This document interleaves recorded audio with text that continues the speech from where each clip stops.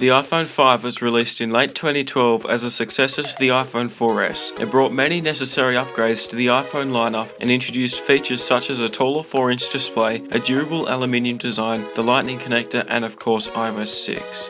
Hey guys, how's it going? I'm Thomas and welcome back to another video. Today we're going to be taking a look at this, the iPhone 5. How does it hold up 8 years later, and is it even still worth buying in 2020? The iPhone 5 came out in September of 2012 and replaced the iPhone 4S as Apple's flagship smartphone. It was the last iPhone to feature the skeuomorphic design of classic iOS, and was also the last design heavily influenced by Steve Jobs, who passed away in 2011. The iPhone 5 was the first iPhone to feature a 4-inch display, as all previous models had featured 3.5-inch displays going all the way back to the original iPhone from 2007.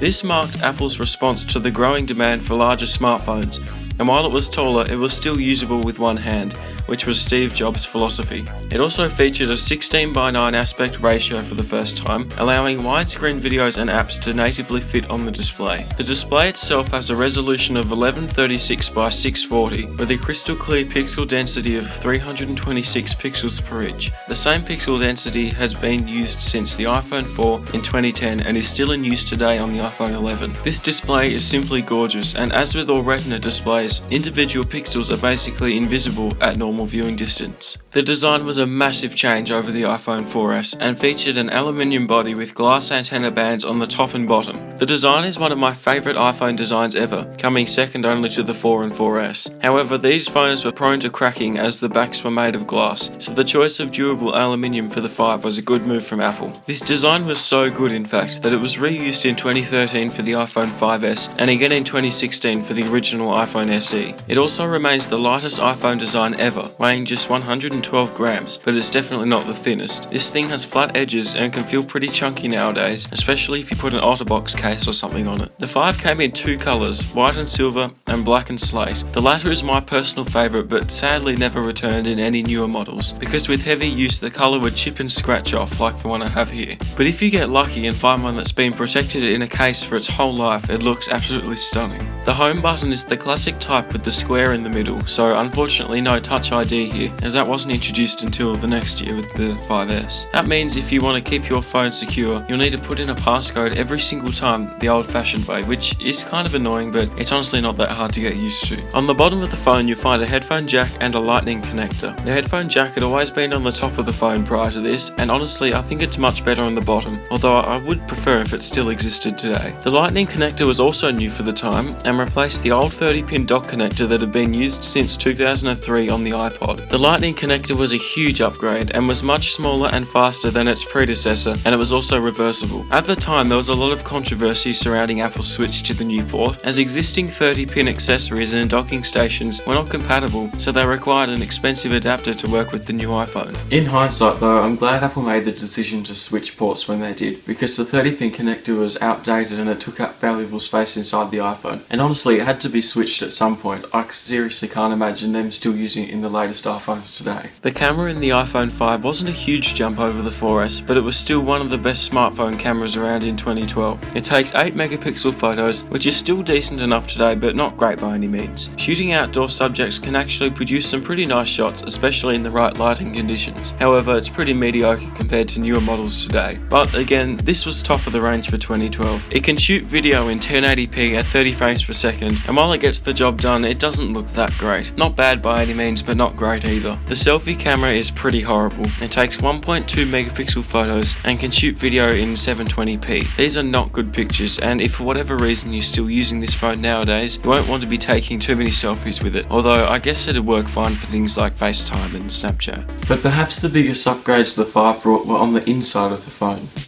The iPhone 5 features Apple's A6 chipset with 1GB of RAM, which was a huge improvement over the 512MB found inside the 4S. This was a huge speed boost back in the day, and is the reason why it runs its latest version of iOS so well. It was also the first iPhone to support 4G LTE networks, which was and still is much faster than the old 3G standard. Software-wise, it originally ran iOS 6, the last version to feature the classic Steve Jobs era skeuomorphic design. I'm actually lucky enough to have one on iOS 6, albeit slightly broken, but it's fair to say that it performs basically as quick and fluid as the latest iPhones. Seriously, it's that good. The iPhone 5 runs iOS 10 nowadays, and honestly it's still not too bad. Not super smooth or snappy all the time, but not horribly slow or unusable. I'm glad that Apple decided to end this phone on a good note instead of brutally destroying it like they did with the 4S on iOS 9, even if it means it gets one less year of software support. Swiping around the UI seems to be mostly fast and responsive, and it's only when you start to load newer power-heavy apps that it starts to slow down a little bit. It's far from unusable, but I wouldn't like to be stuck using this thing permanently. Speaking of apps, most modern apps still seem to support iOS 10 at the moment, often requiring a minimum of iOS 10 or 11, but you can otherwise usually download the latest compatible version as long as you've downloaded the app before.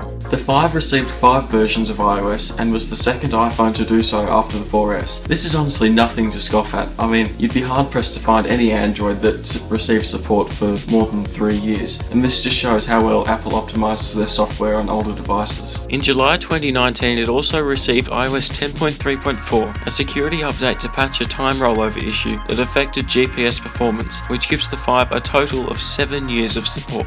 So with all that out of the way, it's time to ask, is this 8-year-old device worth buying now in 2020? Well, short answer, no, and that probably won't come as a surprise to most. But long answer, probably not, but maybe, depending on what you need it for. If you're after a cheap used smartphone, the original iPhone SE or 6S would be my choices, and they can be found on eBay for around 150-200 Australian dollars. However, if you're on a super tight budget, and we're talking like under $50 here, then the 5 might just work for you. I think it'd make a great backup phone or first phone for a kid, or even a phone for someone elderly. If you're after something that can do the absolute basics like calls and texts, and can still run a few apps, then the 5 should work fine for you, although keep in mind that app support is only going to get worse from here. So I would recommend going for a 5S, as it has Touch ID, runs iOS 12 pretty well, and can still download pretty much any apps, and barely costs more than the iPhone 5. Disregarding whether it's practical or not now, I like the iPhone 5. It was such a great phone in 2012, and it still holds up well today all these years later. Did you ever have a 5? Do you still use one? Let me know down in the comments below.